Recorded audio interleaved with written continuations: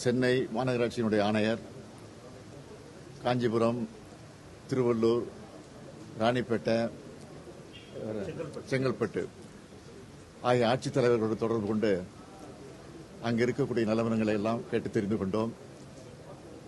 நிவாரணப் பணிகள் எந்த அளவுக்கு நடந்து கொண்டிருக்கிறது என்பதை தெரிந்து கொண்டிருக்கிறோம். கேம்ப் எல்லாம் ஆங்காங்கே அமைக்கப்பட்டு மக்களும் ஓரளவுக்கு தங்க வைக்கப்பட்டிருக்கிறார்கள். உணவும் வழங்கப்பட்டுக் கொண்டிருக்கிறது. ஆக இந்த இரவு நிச்சயமாக கடுமையான மழை பெய்யும் என்கிற காரணத்தால் முழுமையான நிவாரண நடவடிக்கை ஈடுபட வேண்டும் என்று நாங்கள் கேட்டிருக்கிறோம். எனவே இந்த நிலையில் இருக்கிறது.